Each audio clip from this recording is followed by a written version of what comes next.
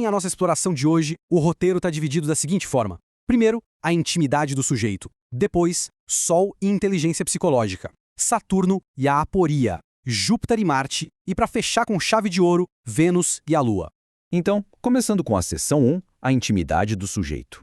Vamos estabelecer a regra de ouro logo de cara. A casa 4 é definida com precisão no nosso estudo como a intimidade do sujeito, a vivência das emoções, ritmo interior, desejos e impermanência. E olha, não estamos falando de um local físico, de uma casa de tijolos, não. Estamos falando do ambiente emocional puro, aquele espaço interno para onde a mente corre quando está a sós. E a atmosfera lá dentro é totalmente governada pela distância entre o desejo e a sua gratificação. Tudo que o indivíduo sente na sua raiz mais íntima é ditado pelo que ele quer e pelo quão longe ou perto ele está de alcançar esse preenchimento. E tem um detalhe crucial, esse ambiente vive num fluxo e numa tensão que não param nunca. Como o foco principal é o desejo, nós estamos lidando inevitavelmente com a sensação de falta. Pensa bem, desejar alguma coisa é, por definição, não ter essa coisa no momento presente, certo? Esse anseio constante acaba jogando a mente direto na vivência do que chamamos de rio do tempo. E isso marca uma dissolução contínua da alma nele. Sentimentos nascem, atingem um pico gigantesco de intensidade e, de repente, somem. É um terreno crônico de instabilidade. A busca pela paz interior acaba batendo de frente o tempo todo com a agitação trazida pelos novos desejos. E assim chegamos na seção 2, Sol e inteligência psicológica. O primeiro polo cognitivo que entra para mapear esse espaço super instável é o do Sol. O conceito literal que rege isso é o de inteligência intuitiva psicológica. O que isso significa na prática? Significa que usando essa lente, ninguém precisa sentar e racionalizar para saber como se sente. Rola uma compreensão imediata, profunda, quase visceral dos próprios sentimentos. É um mecanismo super rápido que mede o nível de felicidade ou infelicidade interna numa fração de segundo. Bateu uma sensação de falta? Essa inteligência identifica a privação na hora e já aponta a bússola de um jeito bem natural e intuitivo, direto para a gratificação. E olha como essa inteligência intuitiva psicológica é dinâmica. Ela processa a realidade ao redor usando uma percepção narrativa do mundo. Imagina a cena. Ao entrar numa sala cheia de pessoas, quem opera por essa lente não vê apenas indivíduos físicos, vê depósitos de anseios e desejos. É como criar um cenário vivo bem cinematográfico, onde a história da própria alma vai se desenrolando.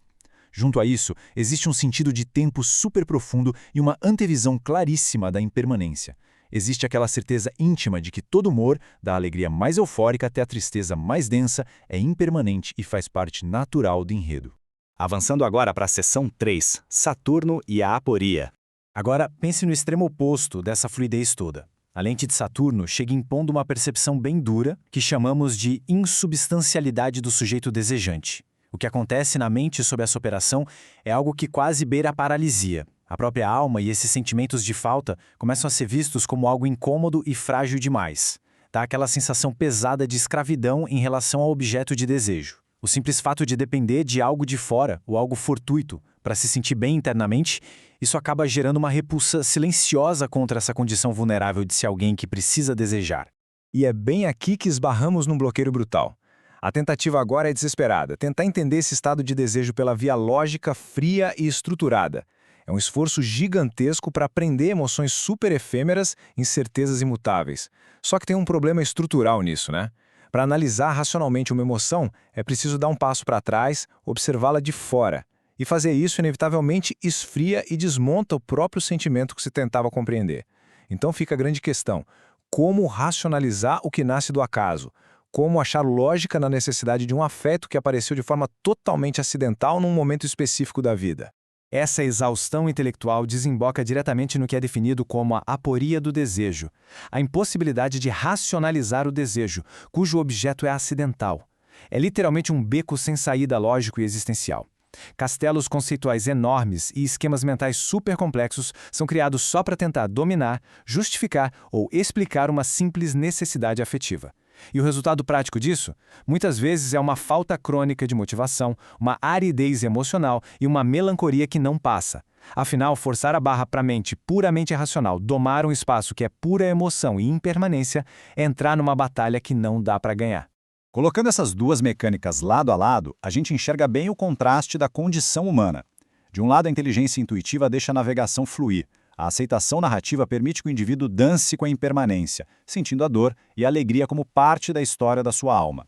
Já do outro lado, o bloqueio racional pesa como uma âncora. A recusa em aceitar a insubstancialidade dos desejos trava tudo, criando questionamento contínuo e paralisia frente ao afeto. Em resumo, é o choque clássico entre fluir com o rio do tempo ou tentar, em vão, congelar as águas com a razão. O que nos leva à seção 4, Júpiter e Marte. Agora nós saímos da esfera puramente cognitiva e entramos nos mecanismos de ação, ou seja, como a nossa vontade se atira na direção do preenchimento. Operando pela lógica de Júpiter, o que se observa é uma firme confiança para atingir a felicidade. É um estado de espírito superafirmativo. Em oposição absoluta, a lente de Marte aciona uma violenta reatividade na satisfação imediata dos desejos. Pensem nisso como respostas paradoxais para a mesmíssima carência no ritmo interior. Enquanto uma descansa tranquila na certeza expansiva de que tudo vai dar certo, a outra queima de estresse na urgência absoluta do agora. Olhando para o polo de Júpiter, a imunidade que rola ali é incrível. A libertação da frustração emocional é evidente. A ação baseia-se na convicção plena de que se tem o poder necessário para resolver qualquer escassez afetiva. Existe essa fé inabalável de que as coisas vão se alinhar, gerando uma confiança para atingir a felicidade que não recua diante de contratempos. E um detalhe fascinante: cria-se o próprio objeto de satisfação. Se a realidade falhar, o ambiente é adaptado com um entusiasmo contagiante, moldando ativamente o cenário até que a falta seja preenchida de um jeito majestoso. Em contrapartida, de um jeito bem mais afiado e tenso, a operação regida por Marte não tem paciência nenhuma para esperar. Se o anseio surge e não é satisfeito na mesma hora, o sistema nervoso quase entra em curto. A reatividade na satisfação imediata dos desejos torna-se visceral. A tolerância para a latência vai a zero. O simples fato de querer se funde instantaneamente à dor da frustração, jogando a tensão lá nas alturas. E essa tensão quase sempre transborda como uma irritação imensa com o mundo ao redor, provocando movimentos precipitados ou agressivos só para arrancar, a qualquer custo, a angústia daquele desejo não resolvido. Chegamos então à seção 5, Vênus e a Lua. Aqui nós entramos nos processos de valoração. É o ajuste fino, onde o peso e a textura íntima do que sentimos são calibrados de fato. São os filtros por onde as oscilações do coração são vividas. Uma dessas lentes tenta suavizar o tranco da rotina, criando uma beleza mental super engenhosa para compensar a dor. A outra lente abre mão de qualquer defesa estética e se entrega, de peito aberto e desprotegida, às marés emocionais profundas. A lente de Vênus funciona literalmente como um refúgio psicológico. O mundo é processado pela imaginação harmônica dos estados emocionais. Bateu uma carência, um desejo foi ignorado, ou a rotina está desgastante demais? A psique se recusa a ser consumida por essa aridez. Em vez disso, ela puxa memórias deliciosas do passado ou projeta fantasias ideais de futuro para suavizar ativamente as privações de agora. É um sistema de defesa altamente estético e engenhoso que completa na mente o que falta na realidade. Isso acaba criando um veludo psíquico, uma felicidade passiva ininterrupta que deixa a imprevisibilidade do ritmo interior infinitamente mais fácil de tolerar. Já a perspectiva da Lua dispensa totalmente essas armaduras da imaginação. A operação aqui é 100% focada na impermanência da felicidade e valoração dos estados emocionais. É pura vulnerabilidade. Existe um anseio esmagador por conexão real e nutritiva, só que ele vem acompanhado de um sofrimento gigantesco. Por quê? Porque existe a percepção clara de que todo o preenchimento está destinado a ruir.